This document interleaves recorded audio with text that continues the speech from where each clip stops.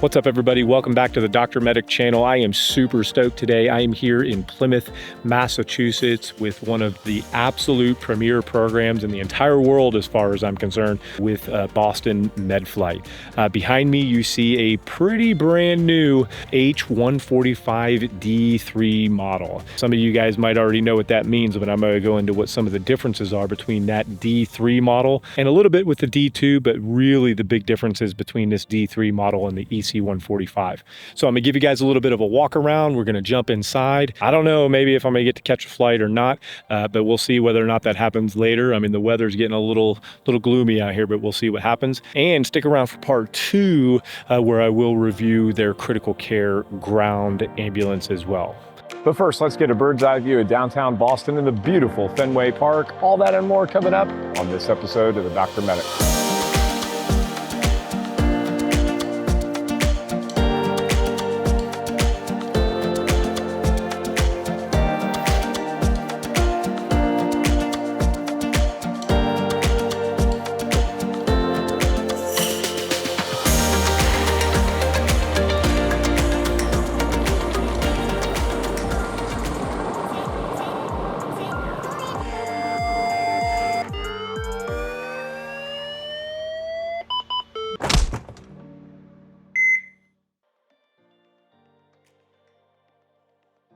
So before we jump into the details of this actual aircraft, let me tell you just a little bit about Boston MedFlight. These guys have been around for almost 40 years, going back to like 1984, 1985. They are one of the premier programs, in my opinion, not just in the United States, but all around the world. And there's a lot of different reasons for that. It's not just the care they provide, it's kind of on all the different levels.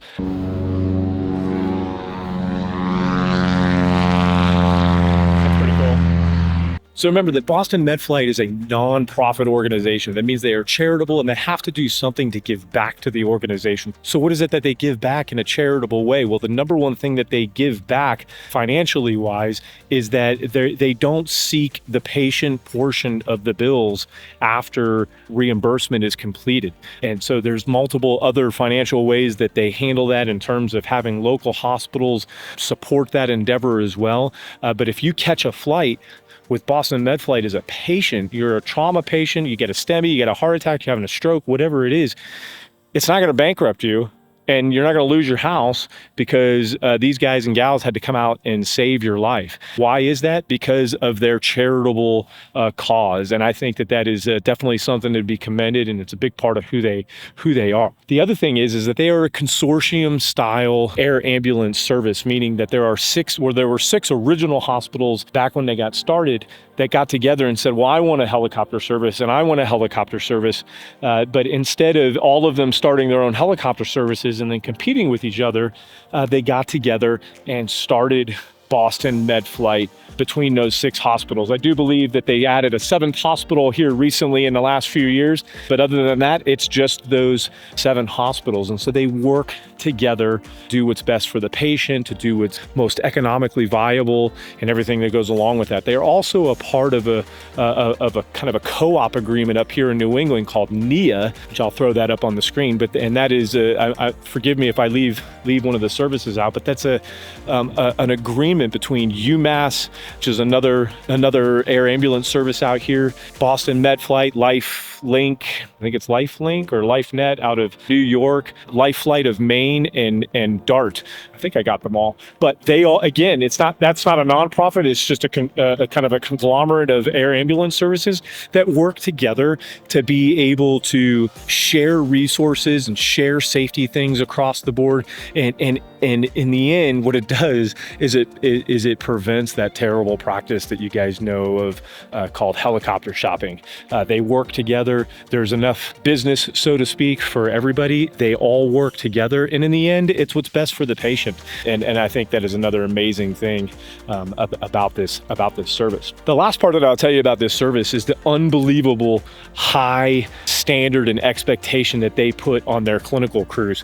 They have on the aircraft here, they have a critical care flight paramedic and a critical care nurse, both of whom have to have 5 years experience in their field to even be considered hired for this. But then once you get hired, you're not released from orientation for 3 years. You're not fully released. You're always on some level of improvement with doing clinicals and OR time and cardiac ICU time and pediatric cardiac ICU time, pediatric OR time, on and on and on, as well as a simulation that they have here at the base. They have their own simulation center, not only at this base, but over at one of their other bases, where they're constantly doing scene flight scenarios and hospital to hospital scenarios, and just absolutely elevating their game. They don't utilize specialty teams. The nurse and paramedic that are on this aircraft have to be experts when it comes to adult trauma and medical, but also pediatrics, neonates, ECMO, impellas, balloon pumps, and then obviously trauma and everything that goes with that. And so they are experts in pretty much everything that they possibly need to do when it comes to patient care. A couple of the things that they've done in this culture here to absolutely improve the culture of safety. Listen to this: 3 12-hour shifts a week, but you get paid for 40, right? 3 12-hour shifts, and those shifts can be split up between this beautiful H145 D3, their critical care ground ambulance, or their Citation fixed wing jet that they have for longer distance transfers. They have 4 bases across the area, and they stagger their start times at 7 a.m., 9 a.m., and 11 a.m. Okay, pay attention to this. This is pretty good. They stagger their start times at 7 a.m., 9 a.m., and 11 a.m. across the bases, so that they don't have just a whole bunch of downtime across the entire system. But when you show up at 7 a.m., pilot or nurse, it doesn't matter, you have 30 minutes of sterile time. That means that those 30 minutes, you're not catching a call.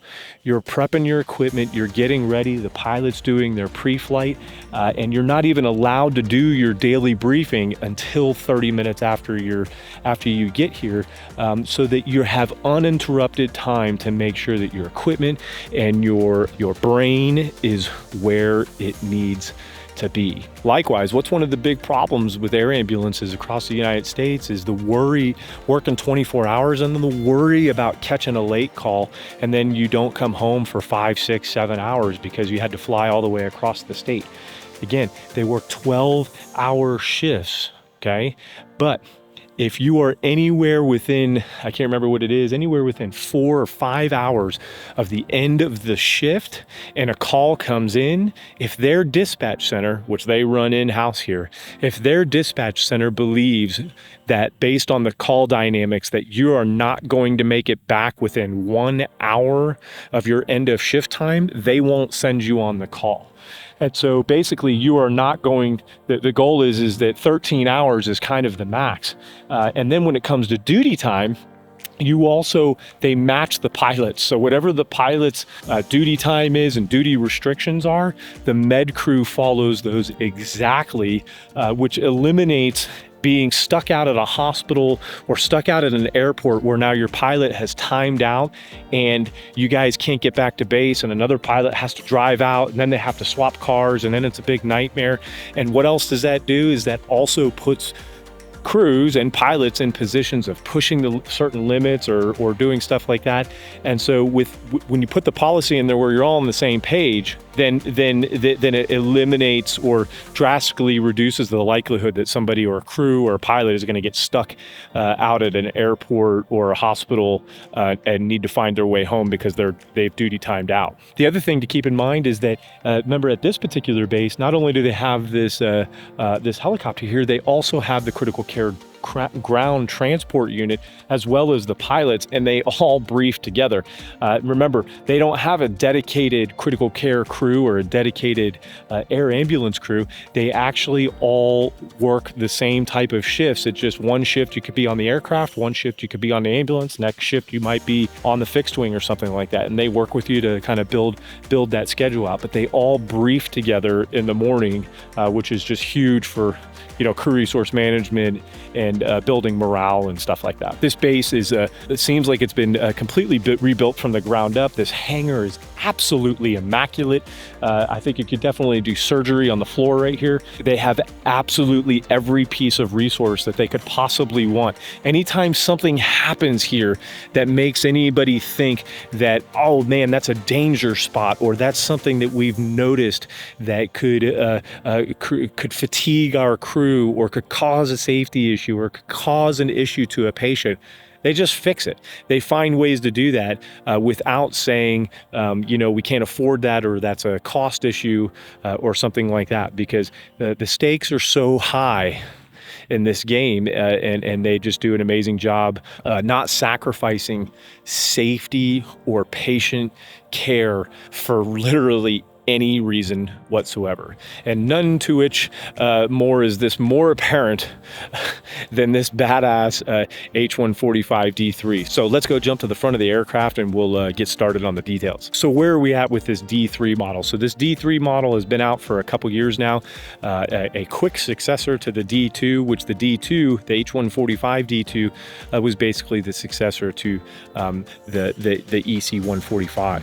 And so the EC145 airframe, what an amazing aircraft from the get-go. I've done another review on an EC145 before, but never a D3 model. So a regular EC145, and we're going to talk about these blades and this rotor head in a minute, but in short, a regular EC145 has a different rotor head than this, that was kind of based more on the BO105 from many years ago, and had a raised tail rotor in the back. This one obviously has a different set of blades and a different.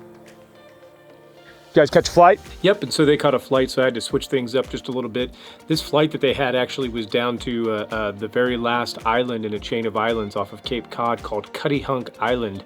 And so they had to do a scene flight down there where they ended up transporting to Providence, Rhode Island, and then back.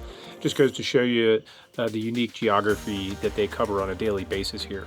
But it is amazing to look back at the history of Boston MedFlight and see their kind of evolution from going from BK-117s to Sikorsky S-76s to the EC-145s to the H-145 D2 or T2 models, and now moving into this H-145 D3 model. It's absolutely awesome that they're doing it, and they're doing that because, again, kind of to stick with the theme that I told you before, it's all about safety and what's best for the patient, what's best for the crew, and it's a wonderful investment. And so I'm sure you know that the EC-145, the original one, was kind of a successor to the original BK-117, and the EC-145 is still technically called a BK-117 internally, but then with Eurocopter changed to EC-145, and now with Airbus, they just kind of start with the H, with H145. But the original EC145 had that rotor head that I said that was really designed from the BO105, and it also had a raised tail rotor in the back. Fast forward a few years, in 2015 when they came out with the H145, which I believe was the first updated model after Airbus took over Eurocopter. But the big change going from the original EC145 to the H145 D2 was several things. I mean, first of all, they put on this massive fenestron tail rotor system, which drastically improves safety and also reduces the noise. Similar to the 135 and the 130, these blades are actually offset a little bit. I'm not going to pretend that I know exactly how that works, but the counteracting of sound waves does make sense to me, and that's why these blades are actually spaced out unevenly like this. And another big update that came with the D2 was the Helionics avionics package, which basically, aside from an additional screen and other things that are in the computer systems, also included a 4-axis autopilot system for the first time, which basically means that the automatic flight control system can now control the collective as well. Also included in the D2 package was the introduction of FADEC, which, as you know from previous videos, is basically the automated electronic control of the fuel flow on this aircraft. So once the D2 came out, there's actually not even any backup throttles on the collective at all, and it is 100% controlled by the computer. And so when you talk to pilots and you kind of read the reviews and stuff, you see that the D2 was a huge upgrade from the original EC145. The people loved the Fenestron tail. They loved the Helionics package, but what they hated was the vibration. And the vibration was a paramount, not just in the front where the pilot is, but also in the patient compartment in the back. And it was just, I don't want to say necessarily it was unbearable, but it was definitely very, very apparent during flight. And Airbus heard this from their customers over the years, and that is the big change that you see with the H145 D3 is the addition of the 5 blades up top. Now, adding that 5th blade is not just, spacing them out a little bit more and adding a 5th blade. This entire rotor head system has changed. Remember, I told you the original one on the 145 and on the 145 D2 was originally based off of the BO 105 and kind of designed from that. But as you can tell with these blades, these are composite looking blades that were technically really derived from the EC 135, where the blades are attached directly to the rotor mast and the blades are composite. So there's actually a little bit of reduction in weight and rotating mass as there's no blade forks. Like I said, these blades are just connected directly to the rotor mast. And those blade forks on a lot of rotor heads are really there to allow the flex that you see in helicopter blades a lot. But even though those blade forks are not there, these blades still actually flap as there's a composite flexible beam inside of these blades that absorb all of the feathering and dragging loads that might happen when you're flying, so that you certainly can still get the flex out of these blades. But one thing that's really, really cool, and I don't think that it happens here at Boston MedFlight, but there's certainly a number of operators or owners around the world that occasionally bump their blades on the side of a hangar, or maybe putting it inside of a boat on a big gazillion-dollar yacht or something like that. And so the cost to replace those blades is extremely, extremely expensive. And I'm not going to say it's not expensive to replace them on this helicopter, but one thing that's really, really cool is you can see this bolt right here, and it only takes one bolt to come out of each one of these blades. And you can actually fold the blade backwards, and this helps 2 different things. Obviously, if you want to stick this thing in your garage, now you can fold the blades back and back it right in. But another thing that it does is if you do need to replace part of the blade because you nicked it on something, pulling it in and out of a hanger or something like that, the blades would be extremely expensive, especially with that composite flexible beam that I told you about. But that composite flexible beam only goes out to the point where this bolt is and does not extend all the way out. So if you have to replace a blade, you can usually get away with, on these new D3 models, with just replacing the outer portion of this blade, which is, it's a little bit of a cost savings measure. I suppose if you have a $12–15 million aircraft, it's not the end of the world if you have to replace one of these, but nonetheless, money is money, and it's a little bit of savings. Now, I do believe that this aircraft that we're looking at right here is a direct from the factory H145 D3, but the rest of the D3 models that are in the fleet have actually been upgraded from the older D2 versions because Boston MedFlight really, really wanted to get rid of that vibration. And again, that was a huge investment because I think it's like a 250-hour upgrade, so it's certainly a costly upgrade, but certainly worth it for them. Another thing that they do here at Boston MedFlight is normally there's a checklist that you have to do for hydraulics, but it only has to be done once a day. So no matter what, during the pre-flight at the beginning of the day, the pilot will do a daily startup every day to go through that hydraulic checklist, because that saves time for the rest of the day. Now, again, that might not seem like much, but it costs money to start these things. You got to spend fuel, you're putting more wear on the engines and on the rest of the drivetrain. But they're going to spend the money to do that because it saves time later on, because it improves patient care.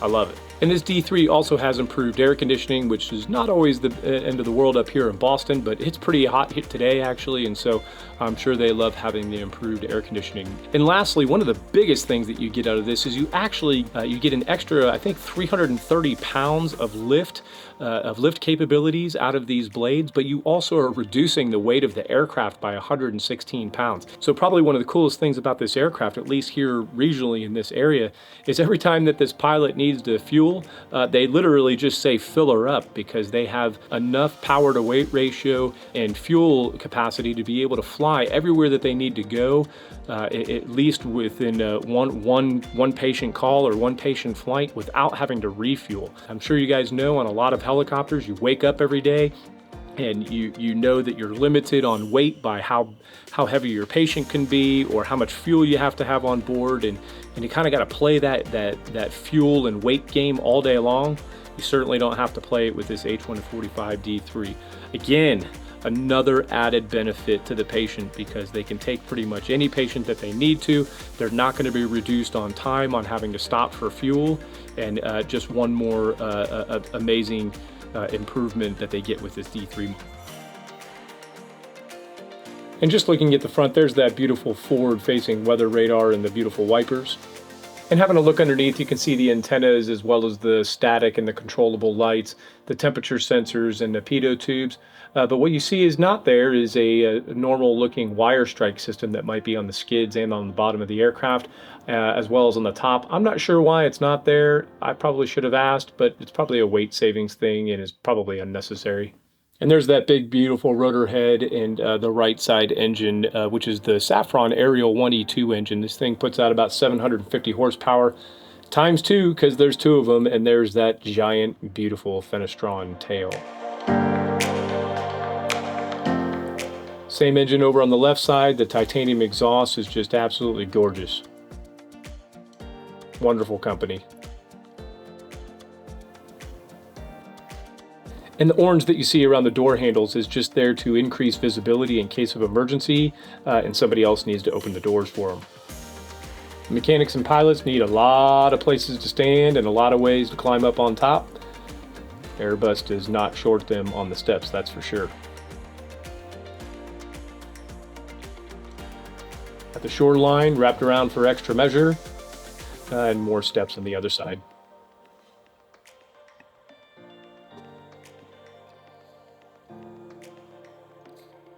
Also on the left side is a lockable door for their fuel access and fuel cap. And of course some more steps.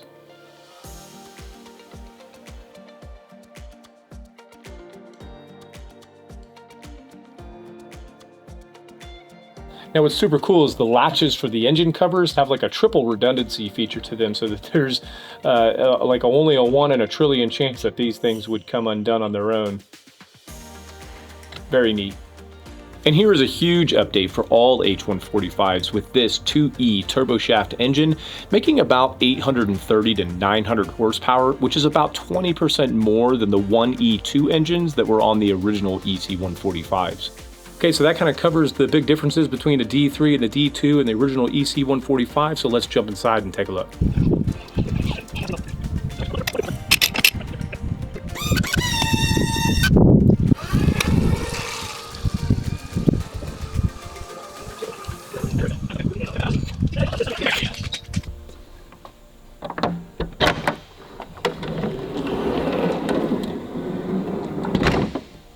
Okay, so here we are in the back of the H145 D3 model in the patient compartment, and just like any other EC145, it is absolutely spacious back here.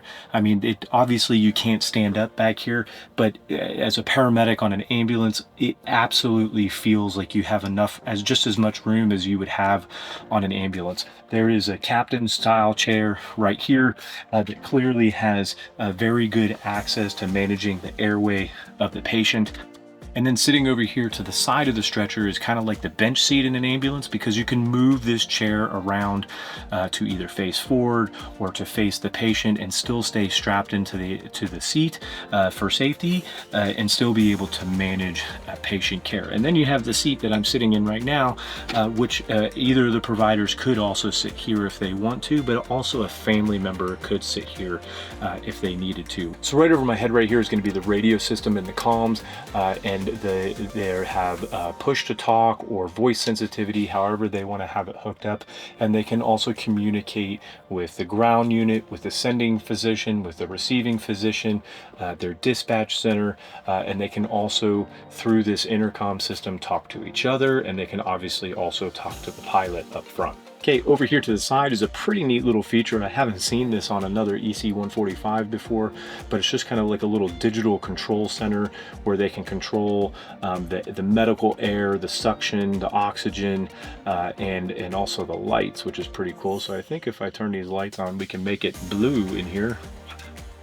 And we've got ourselves a little bit of disco feeling back here, which is nice. We can go blue to white, blue to white. You know, these soft lights like the blue and the red that's in the ambulance over there, it's pretty cool because, you know, you can turn the lights on without blinding yourself or blinding the patient and still have kind of a soft light that's easy on the eyes, I guess.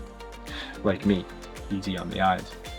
Anyway, you obviously have your no smoking sign because you don't want to smoke in this aircraft. And in case you didn't know where the exit was, it's right here. Okay, back here behind the seat, you obviously have your communication box, which is located on each one of these straps for both the patient as well as the crew so that they can talk to each other or they can key up and actually talk to their dispatch centers as well. Okay, up in this top box, you got some alcohol wipes and some extra hearing protection for anybody who needs it, including the patient. And here you got a thermometer, you've got a glucometer, got to have a teddy bear. Everybody needs a teddy bear. Boston MedFlight teddy bear. Here's another storage for their night vision goggles. Pretty cool that they can store them here without having to actually carry that extra NVG carrying case, which might take up space. If they're not using them, they can actually put them here in these foam inserts, which is pretty neat. Right down here, you've got some extra fluids and you got some extra water. And then over here on the wall, we're going to have their gloves that are listed up here so you don't have to go searching for them. And then down here on the bottom, you've got the most important thing on any ambulance, whether it's in the air or on the ground, and that is your puke bag, either for you or your patient. Got a little bit of a trash bag over here. This is going to be a sharps container where they keep their sharps. They have another one of their communication boxes here to tie their helmet into. And then they have this cool little slot right here where they can get some quick access stuff where they've got some syringes and flushes, which is always important. Okay, jumping over here to the other side of the aircraft, they're going to have the same kits on here that they have on the mobile transport unit for the ground. They've got multiple airway bags and pediatric bags that has everything where they need it to be. This is going to be their T1 ventilator that they use for both adult, pediatrics, and neonates. And these are pre-programmed for each of those, which is a big safety feature that those things are pre-programmed so you don't turn this thing on and accidentally have it on volume control in some kid's lungs or something like that. They've already got the vent circuit on it back here, which is pretty neat. Right here, we have another suction canister for the onboard suction. Going over the top right here, you have some regular power outlets. You've got your port for your suction and then actually controlling your suction right here and a little pressure gauge to try to watch it. I make fun of medical air sometimes, but this aircraft actually does transport a lot of neonates.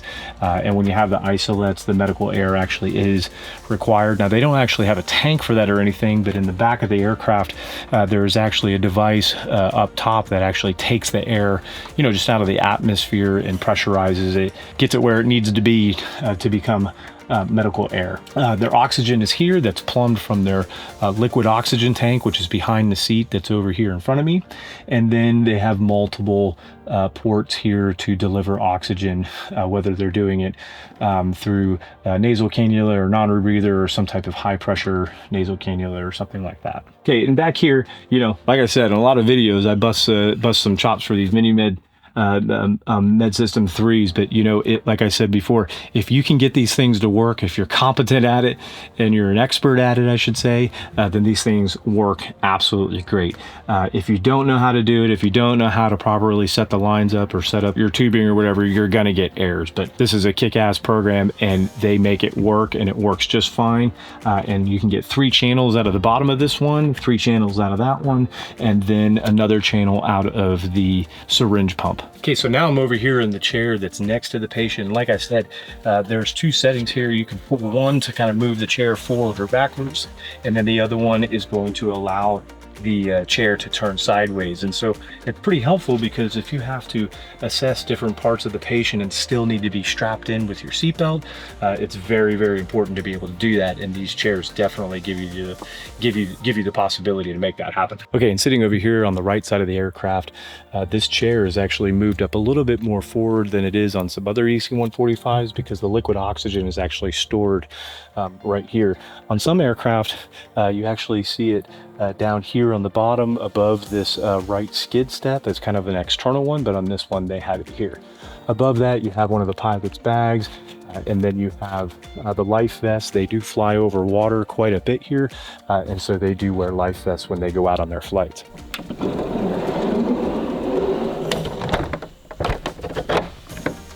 Okay, then we're sitting here at the back, and if ever there was a defining factor of some of the great air ambulances out there, like the BO-105 or the BK-117, the EC-145, the EC-135, and now the 145, are these clamshell doors.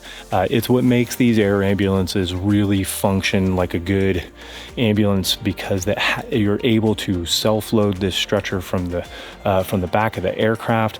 You don't necessarily have to have an aircraft-specific stretcher. You can just have one that goes in an ambulance. They can be swapped between ambulances. Probably not going to have a power cot in these, because they do add a significant amount of weight with the batteries and the hydraulic and the electric system. So there's a manual one in this aircraft, but let's pop the door open and take a look. And this little latch system here is super awesome. If you remember from my review of the air care video, most EC-145s are going to have the 3 latches on the back. What you see right here is actually a kit that you can order, which replaces all 3 of those latches with a single handle that operates 3 latches on its own. So far more efficient, and seems pretty cool.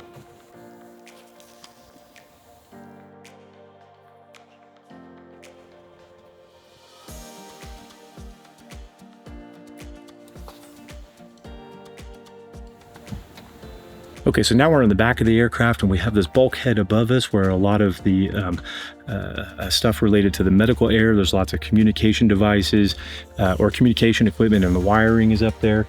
But you have the back of the stretcher here, and this just unloads and loads just like a regular stretcher. It has the same little hook down here. You got to be real safe when you're doing it, but it is a very, very convenient thing to not have to be moving this patient back and forth between some type of sled system or something like that, like you have on a lot of aircraft.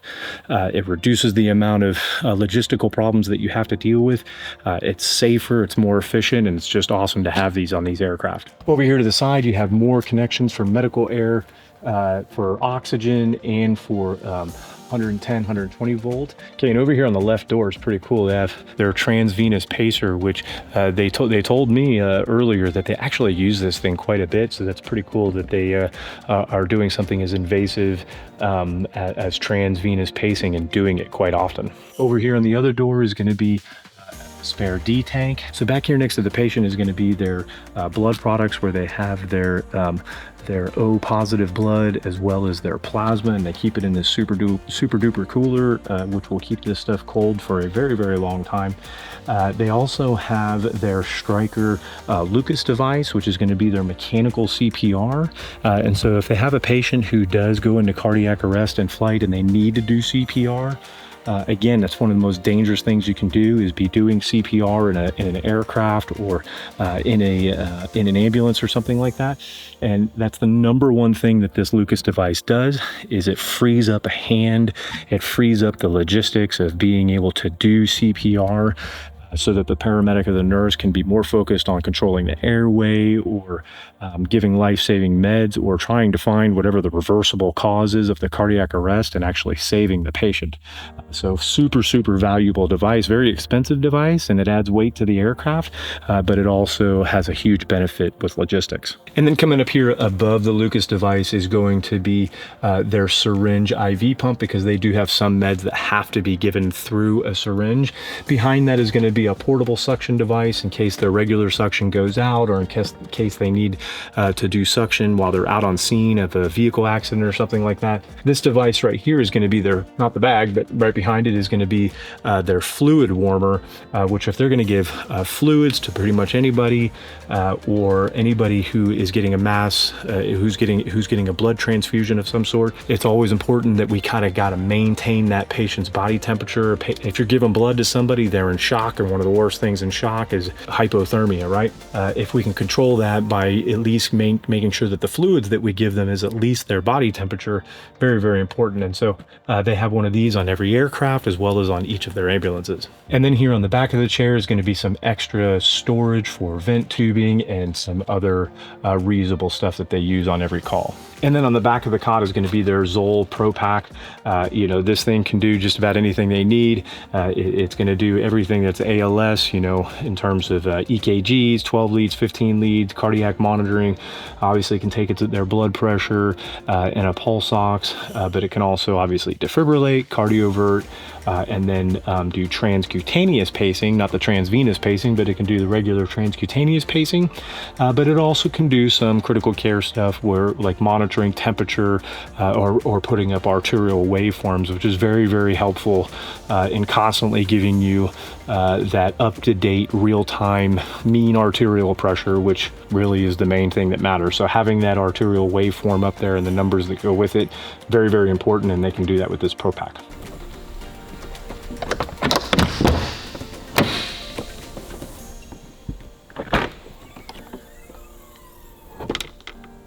Okay, so now we're sitting up front and I'm sitting over here on the left side. The pilot obviously sits on the right side of this aircraft, but they do allow the paramedic or the nurse to sit up front. It's not just that they allow, it's that that's a big part of the crew resource management and the overall situational awareness of the aircraft.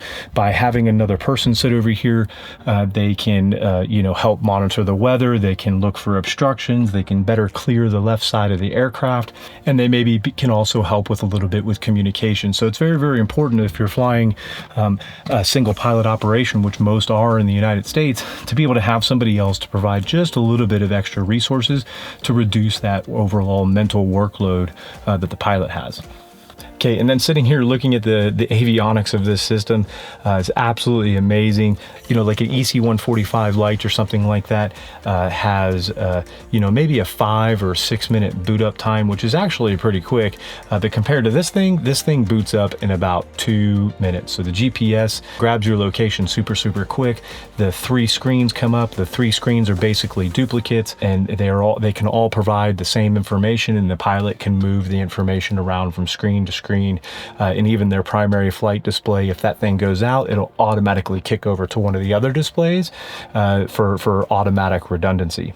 Now, moving over to the D model did come with the addition of FADEC. So this is a dual FADEC system helicopter where the computer is really managing the fuel flow on this aircraft, which again is one more thing to reduce the overall workload on the pilot, so the pilot can fly the aircraft and make sure that everybody on board is absolutely as safe as possible.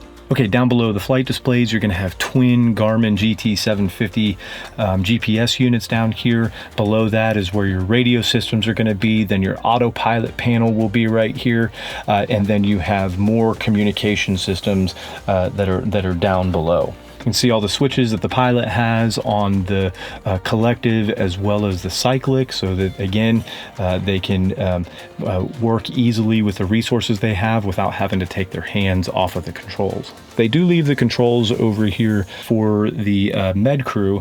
It just makes it easier for training purposes and stuff like that to not have to take them in and out. But not only that, over here in the left door pocket is going to be this little book right here called the H145 in-cap book. And so they do have a very in-depth pilot incapacitation training here, where if the pilot did go incapacitated, this is a 4-axis autopilot helicopter now, where the earlier EC145s are 3-axis. This collective is now able to be controlled by the automatic flight control system. And so they teach the med crew, whether they're paramedic or the nurse, they teach the med crew how to get a GPS approach and call the mayday out, level off the aircraft, slow down the speed a little bit, maintain their altitude, maintain their heading, and then actually punch in the appropriate coordinates at a local airport that has fire personnel. So they will only do it at an airport that has, rescue and fire personnel. And it doesn't matter which airport it is. I mean, if they have to go to KBOS over in Boston, that's where they're going to go, and they'll declare an emergency, and this thing will basically fly itself all the way there, IFR 4-axis, and will eventually get itself to midfield at about 50 feet. And then even at 50 feet, the aircraft will still maintain a hover. It will be very, very safe. And then whoever's sitting over in this seat will have multiple different options, whether it's with the trim function on the collective or just lowering the collective altogether to be able to lower the aircraft and get it on the ground safely.